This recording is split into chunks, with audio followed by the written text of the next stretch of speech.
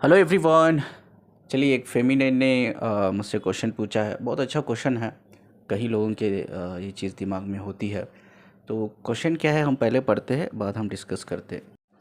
ये फेमिनिन का ये क्वेश्चन है कि ट्विन फ्लेम मिलने से पहले अवेकनिंग होती है और उसके बाद हमें ट्विन फ्लेम से मिलते हैं क्या करके इनका क्वेश्चन है। ठीक है। इस क्वेश्चन का आंसर मैं यस एंड नो में नहीं दूंगा। ये प्रैक्टिकली मैं कुछ अपनी एक पर्सनल स्टोरी में शेयर करूँगा, मेरी अवेकनिंग कैसा हुई। ठीक है। और कुछ मेरे एक बहुत अच्छे दोस्त है, वो भी डिवाइन मैस्कुलिन है। उन्होंने भी मुझे बहुत कुछ शेयर किया है अपनी लाइफ के बारे में। उनकी थोड़ी स्टोरी मैं शेयर करता हूँ, मैंने परमिशन ली है उनसे। ठीक है।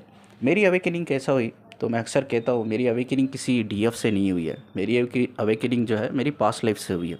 ठीक है। अक्सर कई लोग मुझे ये भी क्वेश्चन पूछते हैं कि पास्ट लाइफ को मानना चाहिए या नहीं मानना चाहिए, पास्ट लाइफ होती है या नहीं होती है। तो मैं उनके लिए कह दूं, पास्ट लाइफ सभी के लिए नहीं होती है। ठीक है, बट पास्ट लाइफ चीज़ें होती है। ठीक है। अगर बहुत से लोग इसको रिलीजियस वे में लेते हैं, भाई कोई मुस्लिम कम्युनिटी से बिलोंग करता है, वो बोलते हैं हम मुस्लिम हैं तो पास्ट लाइफ नहीं होती, क्योंकि हमारे मुस्लिम कम्युनिटी में इसके बारे में है ही नहीं है। ठीक है। री इनकॉर्नेशन के बारे में कुरान में नहीं लिखा है, रेजरेक्शन के बारे में लिखा है। तो हम कैसा इस चीज़ को माने। हमें कभी भी पास्ट लाइफ को मानना नहीं चाहिए। ठीक है। क्यों मानना नहीं चाहिए? पास्ट लाइफ सभी की नहीं होती है फर्स्ट ऑफ ऑल, और जिन लोगों की अगर होती है, कुछ लोग आके मुझे कहते हैं मुझे कुछ ड्रीम्स नज़र आते हैं, पुराने चीज़ें नज़र आती है, फ्लैशेस नज़र आते हैं मुझे ड्रीम्स में। तो तब भी मैं कहता हूँ मानना नहीं चाहिए कि अगर आपके पास लाइफ है वो करके। ठीक है। मेरी अवेकनिंग होने के बाद भी मैंने 6 साल इस चीज़ को नहीं माना कि पास्ट लाइफ होती है करके, बिकॉज़ मेरा कॉन्सेप्ट, मैं रिलीजियस नहीं हूँ टू बी ऑनेस्ट कहूँ, मैं बहुत स्पिरिचुअल इंसान हूँ, मैं रिलीजियस नहीं हूँ, लेकिन मेरा कॉन्सेप्ट ये था यार, जो चीज़ें मुझे बहुत दिखती थी। ठीक है। बहुत कम एज में ही मुझे दिखती थी चीज़ें, मुझे 8-7 साल 8 साल में ही मुझे चीज़ें नज़र आती थी। ठीक है। जो बहुत पुरानी चीज़ें हैं। ठीक है। ये भी पता चलता था मुझे कि ये बहुत पुरानी चीज़ें हैं, अब तो अब की चीज़ें नहीं है, ये प्रेजेंट चीज़ें नहीं है, बहुत पुरानी चीज़ें।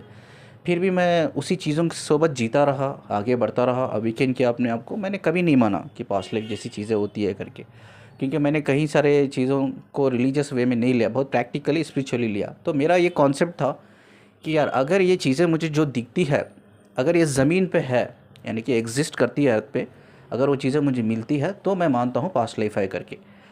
तो अगर मैं इस चीज़ें मैं कोशिश करता हूँ ढूंढने की, अगर ये चीज़ें मुझे नहीं मिलती है, यानी कि मेरे लिए उसका मतलब ये है कि वो चीज़ें एग्जिस्ट नहीं करती है। अगर वो चीज़ें एग्जिस्ट नहीं करती है तो पास्ट लाइफ जैसी चीज़ें कोई होती ही नहीं है। ठीक है। ये मेरे लिए खुद के लिए एक चैलेंज था, लर्निंग थी। ठीक है। अब मैं क्या किया, वो चीज़ें ढूंढने निकला। अब ये ढूंढने कैसे निकला, ये मैं पर्सनल स्टोरी में आपके साथ शेयर करता हूँ, जैसा इनका जो क्वेश्चन से रिलेटेड है। क्या ट्विन फ्लेम हम मिलने के बाद अवेकन होते हैं या उससे पहले ही हम अवेकन होते हैं? तो मेरी यही रिक्वेस्ट है, जो भी मुझे क्वेश्चन पूछते हैं, पास्ट लाइफ मत मानिए, क्योंकि ये बहुत रेयर होती है, सभी की नहीं होती। दूसरी चीज़, अगर आपके पास प्रूफ है, वो प्रूफ को साबित कीजिए। हाँ, वो चीज़ें एग्जिस्ट करती है दुनिया में, तो आप मान सकते हो कि हाँ मेरे पास लाइफ हुई है। अगर आप प्रूफ नहीं कर पाते हो वो चीज़ें एग्जिस्ट करती भी या नहीं करती है, हो सकता है वो आपका वहम भी हो सकता है ना। ठीक है। ये ज़रूरी नहीं कि वो चीज़ें जो आपको दिख रही है सच है, वो झूठ भी हो सकता है, उसमें कोई सच्चाई नहीं है, एक वहम है और कुछ नहीं, इल्यूशन है और कुछ नहीं। तो पहले प्रूफ करने की कोशिश कीजिए कि अगर वो चीज़ें दिखती है क्या सच में एग्जिस्ट करती है। हाँ, अगर वो एग्जिस्ट करती है, अगर आपने जाके देखा है, देन बिलीव, आप बिलीव करना ही होगा कि यस यू आर री इनकॉर्नेटेड, आपका पुनर्जन्म हुआ है। नहीं तो आपको किसी को नहीं करना चाहिए, पास्ट लाइफ जैसी चीज़ों पे बिलीव नहीं करना चाहिए तब तक आप प्रूफ नहीं कर लेते इस चीज़ को। तो ये एक दिन क्या हुआ, मेरे जो अब्बा है, अब्बा की एक दोस्त आए घर पे। तो अब्बा के दोस्त ने कहा कि चलो मैं बच्चों को मूवी लेके जाता हूँ। उन्होंने कहा सिबकत को मैं मूवी लेके जाता हूँ। ठीक है। तो अब्बा बहुत गुस्से वाले थे, तो अब्बा ने मना किया, नहीं नहीं बच्चों को मूवी लेके मत जाओ, ख़राब हो जाते, वो सब चीज़ें नहीं दिखानी चाहिए। तो उन्होंने बड़ी रिक्वेस्ट करके वो मुझे मूवी लेके गए। एक मूवी थी उस टाइम पे रिलीज़ हुई थी जब मैं 8 साल का था, तो वो लेके गए, बहुत बहुत रिक्वेस्ट करके लेके गए। वो मूवी में एक कॉलेज बता रहा है, थिएटर में मैं बैठा हूँ, आई एम वेरी एक्साइटेड, मैं बहुत एक्साइटेड होके गया हूँ, क्योंकि I am going first time मैं जा रहा हूँ मूवी देखने के लिए, वही थिएटर में। ठीक है। तो वो मूवी का नाम तो मैं नहीं बताऊँगा, लेकिन वो मूवी में एक सीन दिखाया है, वो हाफ ऑफ द मूवी वो एक ही सीन है। उस सीन में एक कॉलेज दिखाया है। ठीक है। एक सीन नहीं, वो हाफ ऑफ द मूवी ही है, वो हाफ ऑफ द मूवी में एक ही कॉलेज दिखाया है। जब वो कॉलेज को मैं वो मूवी में देखता हूँ, इतना मुझे फ्लैशेस होते हैं दिमाग में, इतना फ्लैशेस होते हैं कि ये ऐसी सिमिलर कॉलेज मैं ऑलरेडी देख चुका हूँ। यानी कि जो मूवी में कॉलेज दिखाया है वो कॉलेज मेरी पास्ट लाइफ की कॉलेज तो नहीं है, लेकिन उसका जो इंफ्रास्ट्रक्चर है वो बड़ा मैच करता है मेरी कॉलेज से। ठीक है, बहुत पुरानी मूवी है ये, 1995 की बात कर रहा हूँ मैं। ठीक है, तो 1995 की मूवी है ये। तो तब मैं उस मूवी को गया, मैं देखा, यस मैं आ गया, बहुत साइलेंट हो गया मैं, वो कॉलेज को देखकर मैं बहुत साइलेंट हो गया। तो मैं वहाँ से आ गया, मेरे जो अब्बा के दोस्त थे उन्होंने कहा क्या हो गया, मूवी अच्छा था ना, क्यों आप साइलेंट इतने हो गए। तो मैंने उनसे कहा पता नहीं, मुझे वो कॉलेज देखकर अजीब सा ही फ्लैशेस आते हैं दिमाग में, पता नहीं क्या है, बहुत साइलेंट हो गया। उसी दिन से मैंने, मेरे दिमाग में वो जो मूवी था उसमें वो जो कॉलेज दिखाया था उन्होंने वो मूवी में, वो कॉलेज मेरे दिमाग में बैठ गई। वो बार बार आने लगी, बार बार फ्लैशेस होने लगी। चलो 8 साल की एज थी उस टाइम पे, उतनी मेच्योरिटी नहीं होती है। उसी मेमोरीज़ के साथ, उसी फ्लैशेस के साथ मैं आगे बढ़ता गया, आगे बढ़ता गया। अभी बड़ा आसान है चीज़ों को रिसर्च करना। अभी हर इंसान के पास स्मार्टफ़ोन होता है, इंटरनेट होता है, यूट्यूब के ज़रिए से हम, गूगल के ज़रिए से कुछ भी रिसर्च कर सकते हैं। लेकिन जब हमारा बचपन था, जो लोग 80s में पैदा हुए हैं उनको पता होगा कि उस टाइम पे हमारे पास स्मार्ट मोबाइल नहीं हुआ करता था, कीपैड का मोबाइल हुआ करता था। उस टाइम पे इंटरनेट सर्विस भी आई थिंक बहुत कम हुआ करती थी, किसी के पास नहीं हुआ करती थी। ठीक है, और उस टाइम पे आप जानते होंगे कि जो घर में टेलीविज़न होता था वो वाइट एंड ब्लैक होता था, और उसमें एक चैनल आया करता था जो डीडी चैनल करके बोलते थे हम, दूरदर्शन चैनल। जो 80s में है उनको पता चलेगा ये जो क्या बात कर रहा हूँ मैं करके। उस टाइम पे केबल भी नहीं था, बाद धीरे धीरे केबल आया, उसके बाद सेट टॉप बॉक्स आया। अभी तो ऐसा है सिस्टम कि भाई अब इनबिल्ट चैनल्स है, अब तो इनबिल्ट ऐप हो गए, जैसा आप अमेज़ॉन प्राइम ले लो, नेटफ्लिक्स ले लो, यूट्यूब ले लो, ये सब इनबिल्ट ऐप्स है। हम इसमें जाकर देख सकते, कुछ भी सर्च कर सकते, गूगल में कुछ भी सर्च कर सकते। उस टाइम पे कीपैड के मोबाइल होते थे, उस टाइम पे इतना आसान नहीं था ये सब चीज़ें सर्च करना, रिसर्च करना। मुझे बहुत टाइम लगा क्योंकि उस टाइम पे टेक्नोलॉजी इतनी एडवांस नहीं थी। लेकिन उस टाइम पे टेक्नोलॉजी एडवांस होती शायद मैं और जल्दी इन सब चीज़ों को सर्च करता, बिकॉज मेरा कॉन्शियस लेवल बचपन से ही बहुत हाई है। मैं चीज़ों को बहुत जल्दी ग्रैब करता हूँ। तो ग्रैब नहीं कर पाया मैं, बिकॉज टेक्नोलॉजी उतनी एडवांस नहीं थी उस टाइम पे। लेकिन अब कोई भी आसानी से कर सकता है, कर सकता है, लेकिन वो प्रूफ भी हमें होना चाहिए कि हाँ जो चीज़ें मैं रिसर्च किया है वो सच में अवेलेबल है इस धरती पे, तभी आप पास्ट लाइफ को बिलीव करना। और एक मेरी लाइफ में एक सिचुएशन आया, आई थिंक आपको भी पता होगा, 7th स्टैंडर्ड में हम सबको बोर्ड एग्ज़ाम हुआ करता था। अब तो बच्चों को बोर्ड एग्ज़ाम नहीं है, ठीक है, अभी क्लास एग्ज़ाम होता है, हमें बोर्ड एग्ज़ाम होता था उस टाइम पे। तो मेरे डैड ने बोला कि बोर्ड एग्ज़ाम आ रहा है बेटा 7th में, तो अच्छे मार्क्स स्कोर कर सकता है, तो कर लिया तो हम कहीं बाहर चलते हैं, मैं कहीं घूमने के लिए तुझे बाहर लेके चलता हूँ। ठीक है, और बोर्ड एग्ज़ाम था, बोर्ड एग्ज़ाम मैंने क्लियर किया 7th में, और मेरा actually percentage I think first class से आया था उस टाइम पे, मुझे जितना याद है।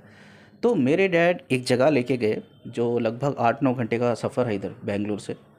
ठीक है, तो जब वो जगह लेके गए, ठीक है, एग्जैक्टली आपको मैं बता दूं कि इस डिवाइन किस तरह से हमें हेल्प करता है। ठीक है, यानी कि हमारा जो डिवाइन मैस्कुलिन या फेमिनिन होता है, जो ट्विन फ्लेम होता है, वो मिलने से पहले ही अवेकनिंग हमारी शुरू होती है। मेरी तो 8 साल से ही अवेकनिंग शुरू हुई है।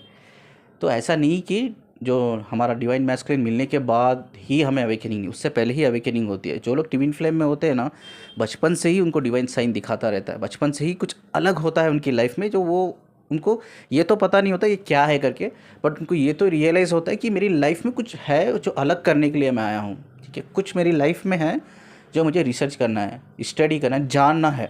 उनके अंदर एक क्यूरियोसिटी होती है, वो बंदों के अंदर, बंदियों के अंदर, कि मुझे कुछ है मेरी लाइफ में, मेरी सोल बता रही है, या मेरा डिवाइन मुझे साइन दे रहा है, खुदा मुझे साइन दे रहा है, मुझे जानना है, समझना है, पता करना है, एक सर्च करना है। हम तलाश करते रहते चीज़ों को, तलाश हमारे अंदर ज़िंदा रहती है हमेशा। मेरे अंदर वो तलाश हमेशा ज़िंदा थी। जब मैं, आई थिंक मेरा बोर्ड एग्ज़ाम क्लियर हुआ, तो मेरे डैड ने, जब आई थिंक मैं 13-14 ईयर्स का था, if I am not wrong, तो जब मैं 8 साल का था फर्स्ट टाइम मैंने मूवी देखी। 8 साल के बाद 14 ईयर्स में मेरे डैड मुझे कहीं बाहर लेके जाते घूमने के लिए। ठीक है, घूमने के लिए हम जाते, किसी होटल में ठहरते हैं, और होटल में ठहरने के बाद वहाँ होटल वाला कहता है भाई हमारी खुद की गाड़ी है, आपको जो साइट सीन होती है प्लेस की हम करा देंगे। ठीक है, डैड ने बोला कोई बात नहीं, आप साइट सीन करा दो। हमने साइट सीन के लिए गाड़ी बुक की, गाड़ी लेके हमें निकल गई। ठीक है, तो अचानक वो गाड़ी ख़राब हो जाती है। कहाँ ख़राब होती है? उसी कॉलेज पर, exactly opposite to my college, यानी कि मेरी पास्ट लाइफ की जो कॉलेज थी। ठीक है, गाड़ी उधर अचानक से ख़राब हो जाती है उसी पॉइंट पर, और ड्राइवर हमें कहता है भाई गाड़ी ख़राब हो गई, सभी को उतरना होगा। ठीक है, हम उतर गए। सडनली मैं जैसा उतरा, अपोजिट मुझे वो कॉलेज नज़र आ रही है। वो फिल्म वाली कॉलेज नहीं थी, वो कॉलेज डिफरेंट थी। ये कॉलेज जो एक्चुअली कॉलेज मुझे नज़र आ रही है, that is my past life college. सामने खड़ा हूँ अभी। अब यकीन नहीं मानोगे, आँखों में आंसू गिर रहे, आंखों में आंसू गिर रहे, हार्ट बीट्स बढ़ गए। ऐसा है कि कोई आवाज़ खींच रही है उधर से, आपको बुला रही है कि आओ इधर, ठीक है।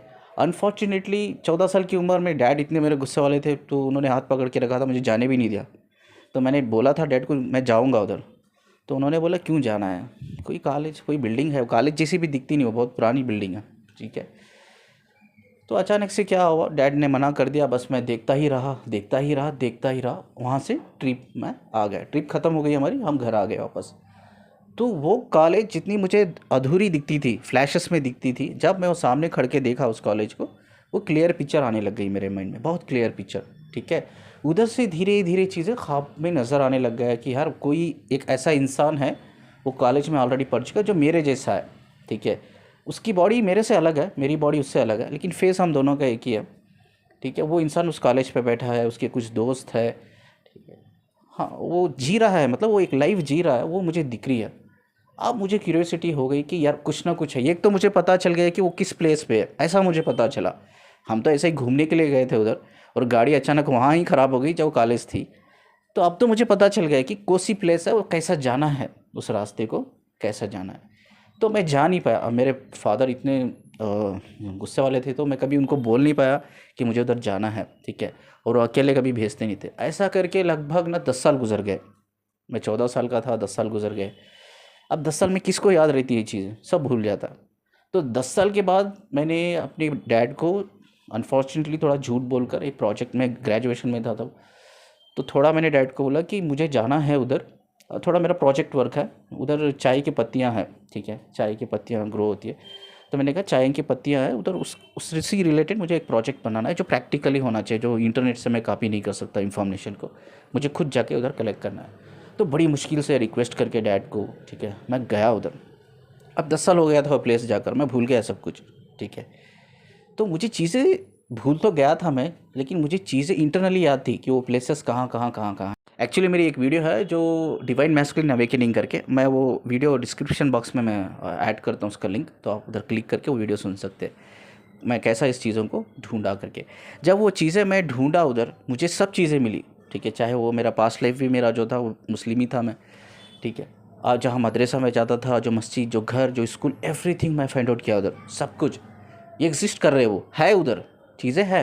बाद मैंने ट्रस्ट किया, यार ये सब चीज़ें एग्जिस्ट कर रही है जो मुझे दिखती थी, यस, तो इसका मतलब ये है, ये मेरा दूसरा जन्म है, यहाँ मैं जी चुका हूँ, ठीक है।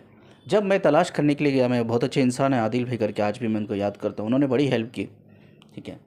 उनको सारी चीज़ें मैंने बताया, उन्होंने कुछ नहीं बताया, सारी चीज़ें मैंने बताया। मैंने उनको बताया पहले इधर शेर आया करते थे, घर के पास आया करते थे, इधर जंगलों में जो लकड़ियाँ होती है, लोगों का बिज़नेस वहीं था, लकड़ियाँ जंगलों में जाते थे, लकड़ियाँ काट के, वो डिपो होती थी, वो डिपो में लकड़ियाँ ले आके देते थे, सेल करते थे वो, उसमें रुपया 2 रुपये मिलते थे उस टाइम का ज़माना।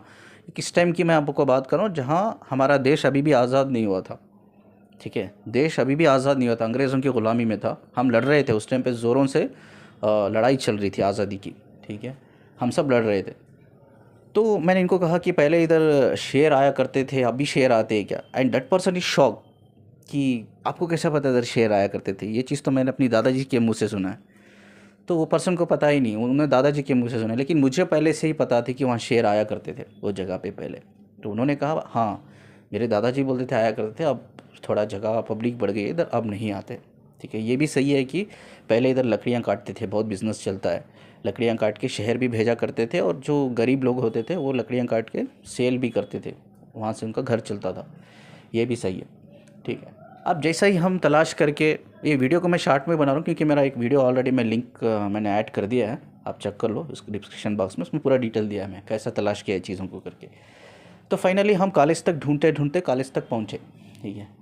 कॉलेज तक पहुँचने के बाद जैसा ही मैंने वो गेट देखा कॉलेज का, ठीक है, मुझे याद आ गया कि यार इसी जगह में एक्चुअली मेरी गाड़ी ख़राब हुई थी जब मैं 14 साल का था, जब गाड़ी ख़राब हो गई थी हमारी, इधर ही खड़ा था मैं, ठीक है। अपोजिट देखता हूँ तो वो रोड है, वो रोड से अभी भी गाड़ियाँ जा रही आ रही है, और सामने देखता हूँ तो कॉलेज है। कॉलेज के अंदर जैसा ही एंटर किया, ठीक है, एक छोटी सी वॉल मैंने देखी, मैं ख्वाब में वो वॉल देखता था, वो वॉल पे एक इंसान बैठा है, वो मैं हूँ एग्जैक्टली। मैं वो वॉल को देखता हूँ, मुझे लगता है, मुझे दिखता है कि वो इंसान उधर अभी भी बैठा है, ठीक है। उधर एक आवाज़ थी जो मुझे गाइड करती थी, मुझे बिल्कुल पता नहीं था। उन्होंने कहा कि मेरे सोबत थे आदिल भाई, उन्होंने कहा चलो मैं आपको कॉलेज बताता हूँ। मैंने बोला आप क्या बताओगे, मैं आपको बताता हूँ। जैसा कॉलेज में एंटर हुआ, लेफ़्ट साइड सीढ़ियाँ थी, मैंने बोला लेफ़्ट साइड सीढ़ियाँ हैं, लेफ़्ट जाके आपको राइट जाने के बाद आप फर्स्ट फ्लोर पे चलते हो। तो दैट पर्सन शॉक, आप पहले आए हो क्या? तो आपको कैसे पता है इधर लेफ़्ट में जाके राइट में सीढ़ियाँ हैं? उनको पता नहीं, उनको पता है, मैं उनको ये चीज़ पता है, लेकिन वो मुझे पूछ रहे हैं कि आपको कैसे पता है, फर्स्ट टाइम आए हो तो कैसे पता है? मैंने कहा मुझे बहुत कुछ पता है। ठीक है। तो जैसे हम लेफ़्ट जाते हैं राइट जाते सीढ़ियाँ मिलती है, कॉलेज मिलती, क्लासेस मिलते हैं, जो क्लासेस में हम बैठा करते थे। ठीक है। उधर जो प्रिंसिपल का एक ऑफिस हुआ करता था, उधर एक फ़्लैग हुआ करता था, ब्रिटिश का फ़्लैग। ठीक है। मैं, मेरे दोस्त हमेशा कहते थे पता नहीं एक दिन ज़रूर आएगा ये फ़्लैग उतरेगा और हम हमारा हिंदुस्तान का फ़्लैग लगाएंगे। ठीक है। ये चीज़ हम अक्सर बात करते थे, क्योंकि उस टाइम पे ऐसा था, जब भी वो कॉलेज में एंटर करते तो फ्लैग को देखते थे, जब ब्रिटिश का था, इंडियन फ्लैग नहीं था, जब आज़ादी नहीं हुई थी। तो अक्सर हम बोलते थे एक दिन ज़रूर आएगा, हम रहे या ना ना रहे, कोई दूसरा जनरेशन रहेगा, लेकिन ये फ्लैग तो उतरेगा, हमारा हिंदुस्तान का फ्लैग तो लगेगा इधर करके। ये ख्वाहिश थी उस टाइम पे, एक जज्बा था हम सब में कि लड़ने का, इस फ्लैग को उतारने का, हमारे इंडियन फ्लैग को लगाने का। तो वो चीज़ मैं देखता हूँ, वो फ्लैग उधर ही लगा हुआ है, लेकिन पहले जब हम जिंदा थे वो ब्रिटिश का फ्लैग था, अब इंडियन फ्लैग है, इतना ही डिफरेंस है। ठीक है। वो चीज़ भी देखकर इतना इमोशनल, वो चीज़ें याद आ गई, वो फ्लैग को देखकर वो चीज़ याद आ गई कि यार हम दोस्त बैठकर बातें करते थे फ्लैग को देखकर कि ये फ्लैग उतरेगा एक दिन, हम अपना हिंदुस्तान का फ्लैग लगाएंगे। वो चीज़, वो इमोशंस मुझे याद आते थे वो फ्लैग को देखकर, जैसा वो हिंदुस्तान का फ्लैग हवा में लहरा रहा है, वो फ्लैग को देखकर मुझे याद आया वो चीज़ें कि हम बातें किया करते थे। चलो फाइनली वो चीज़ मैं आज देख रहा हूँ जो हम देखना चाहते थे, चलो उस लाइफ में देख नहीं पाए, इस लाइफ में देख रहे हैं हम लोग। तो कई सारे इमोशंस वहाँ ज़िंदा हुए मेरे, कई सारी चीज़ें मुझे नज़र आई जो हम बातें करते थे बैठकर दोस्तों के साथ। तो तब मैंने जाके कि मैंने कंसिडर किया, यस ये दूसरा ही जन्म है। ठीक है, मेरा तो जन्म हुआ है। तब मैंने इन चीज़ों के ऊपर डीपली और डीपली स्टडी करने लग गया, रिसर्च करने लग गया। बाद में स्पिरिचुअलिटी और साइंस को, दोनों को कंबाइन करके, साइंस क्या कहता है, स्पिरिचुअल क्या कहता है, हम सोल को, कनेक्शन को कैसा हम पकड़ सकते हैं, किस बेस पे हम पकड़ सकते हैं, कोई तो ज़रिया होगा। बाद मुझे समझ में आया कि फ्रीक्वेंसीज होती है, फ्रीक्वेंसीज क्या है, वाइब्रेशंस क्या है, स्पिरिट क्या है, सोल क्या है, अंतर क्या है दोनों में। कई सारी चीज़ें स्टडी करने के बाद मैं यहाँ तक आज आया हूँ, विजडम लेवल पे, नॉलेज लेवल पे। टू बी ऑनेस्ट, मैं एक चीज़ सभी को कहता हूँ इस वीडियो के ज़रिए से, मैं किसी भी फेमिनिन के पीछे नहीं भागा हूँ आज तक, किसी भी लड़की के पीछे नहीं भागा हूँ। मैंने भागा है एक ही चीज़ के पीछे, वो है नॉलेज, विजडम। सारी रात निकलती थी, सारी रात निकलती थी। मैं अपने डैड को बोलकर मॉनिटर मंगा लिया था, घर पे वाईफाई लगा लिया था मैंने। सारी रात रिसर्च में ही निकलती थी कि रिसर्च करो, रिसर्च करो, कुछ ना कुछ तो मिलेगा ही। ये क्वेश्चन दिमाग में है, उसका आंसर 1 महीना लग जाता है मुझे ढूंढने के लिए, कोई बात नहीं, आई नेवर गिव अप। मुझे पीछे पड़ जाता हूँ मैं कि वो आंसर मुझे हासिल करना है। इस तरह से इंसान ग्रो होता है। आपके अंदर एक ज़िद होनी चाहिए। ठीक है, आपके अंदर एक हट होनी चाहिए कि मुझे ये जानना है। मैं वही कहता हूँ, वही इनर वर्क है। बहुत से लोग मुझे पूछते हैं इनर वर्क क्या है, इनर वर्क क्या है, मिरर एक्सरसाइज क्या है। वही इनर वर्क है, वही मिरर एक्सरसाइज है। कोई क्वेश्चन को डायरी में लिखो, उस क्वेश्चन का आंसर तब तक आपको नहीं मिलता, डोंट गिव अप। 1 महीना लग जाए, 1 साल लग जाए, डोंट गिव अप, कहीं ना कहीं तो मिलेगा। मैं तन्हाई में बैठता था, अकेला बैठता था, एंजल से कनेक्ट करता था, हायर डायमेंशन से कनेक्ट करता था, मैं इंटरनेट से कनेक्ट करता था। ठीक है, मैं कई सारे पुराने न्यूज़पेपर्स छानता था, किताबें छानता था, कहीं से भी कुछ तो मिलेगा, आंसर तो मिलेगा ज़रूर।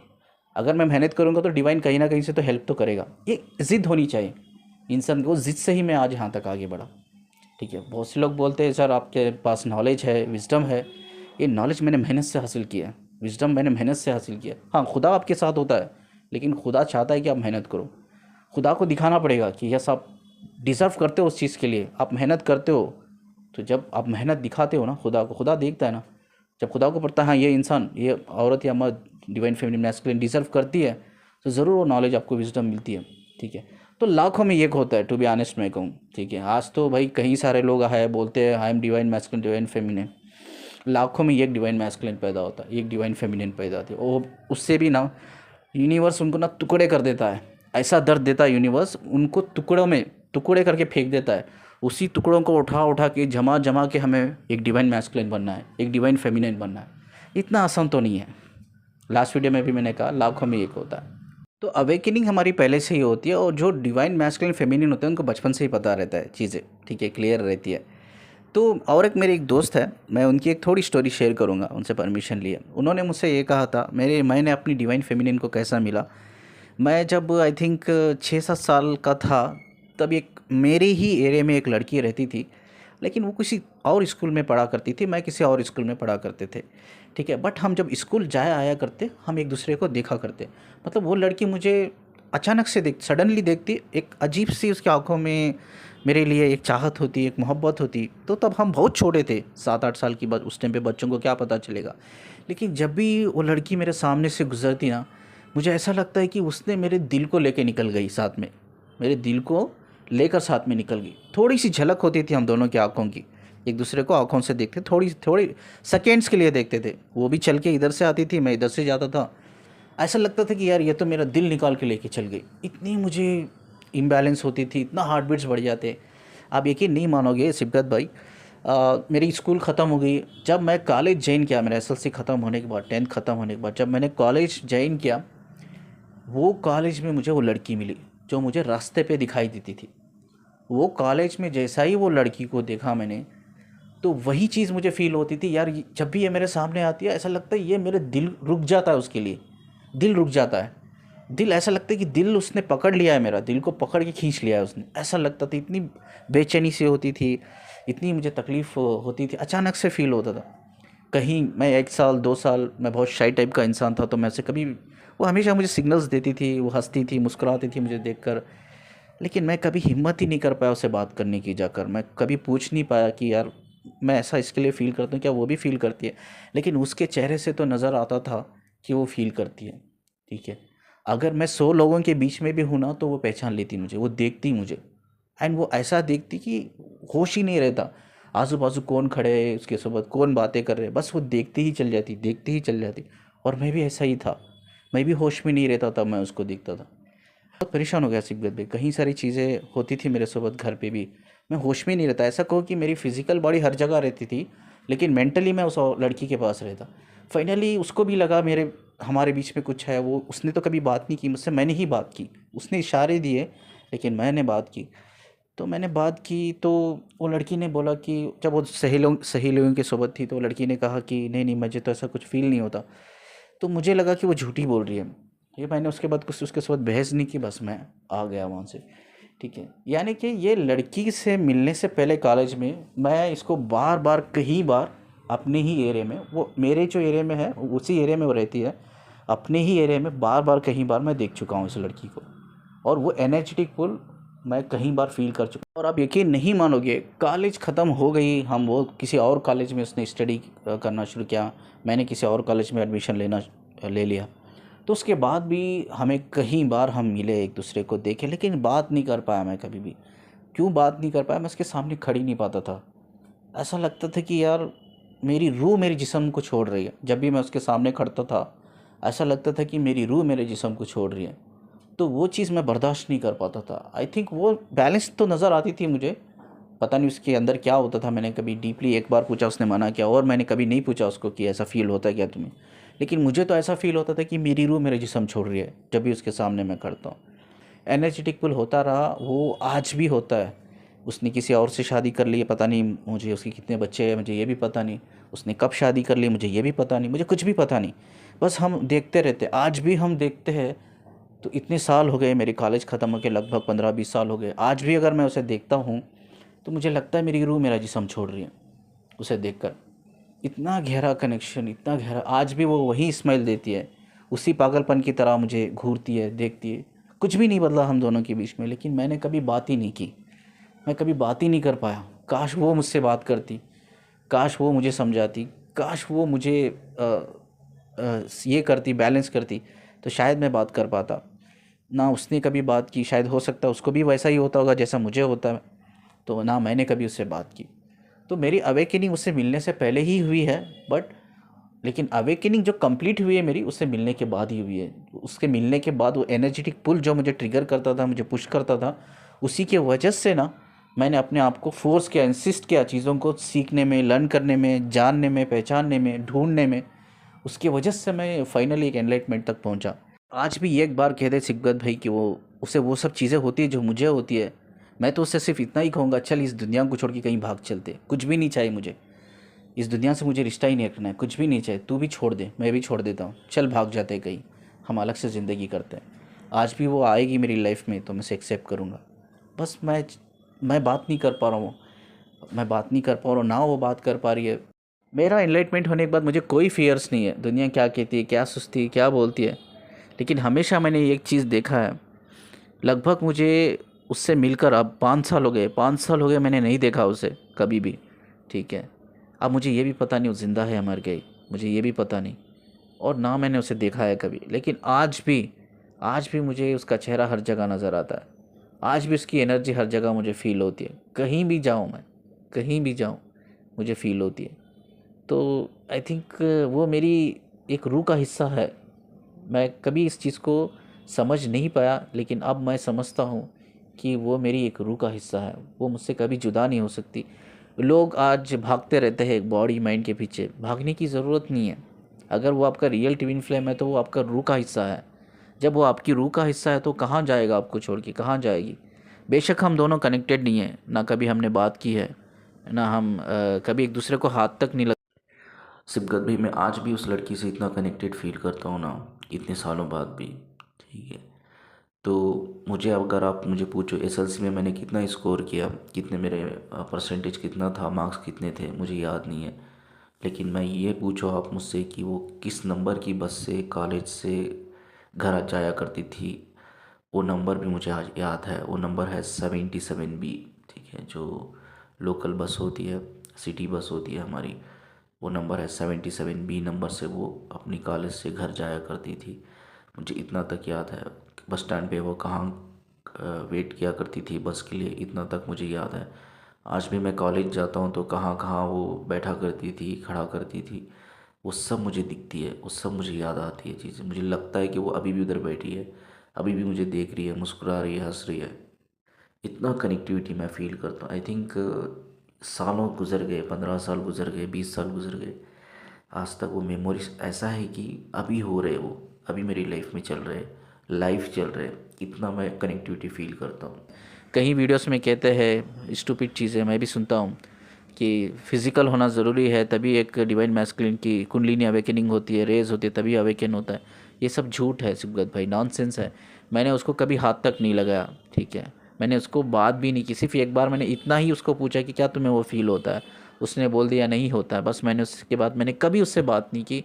कई बार हमने एक दूसरे को देखा है, सिर्फ आंखों से देखा है, आंखों से देखा। आज भी मेरे लिए वो मोहब्बत है, उसके लिए प्यार है। मैं आज भी उसे देखता हूँ, मुझे ऐसा लगता है मेरी रूह मेरी जिस्म को छोड़ के उसे गले लगाने भाग रही है, ऐसा फील होता है। मेरी ज़िंदगी का वो एक मेरी रूह का हिस्सा है। इस ज़िंदगी में भी मैं कभी भूल नहीं पाऊँगा, इवन मरने के बाद भी वो मेरी ही रहेगी। तो हमें किसी बॉडी और माइंड के पीछे भागने की ज़रूरत नहीं है। अगर हम सच में DMDF है तो हमेशा हम कनेक्टेड है, कनेक्टेड इवन मरने के बाद भी, इस दुनिया में भी हम सोल लेवल पे कनेक्टेड है। ये तो एक रूह का रिश्ता है, ये कोई जिस्म या 3D का रिश्ता नहीं है। ठीक है, हम जितना इस चीज़ को एक्सेप्ट करके आगे विजडम की तरफ हम आगे बढ़ेंगे, तो उतना ही हम अपने आप को एनलाइट करेंगे, उतना ही हम जो सराउंडिंग्स में हमारे लोग हैं उन लोगों को भी हम हेल्प कर पाएंगे। ठीक है, यही मैं खूबसूरत बात को, इनकी स्टोरी को बोल के, यही खूबसूरत बात को बोल के मैं वीडियो को एंड करता हूँ।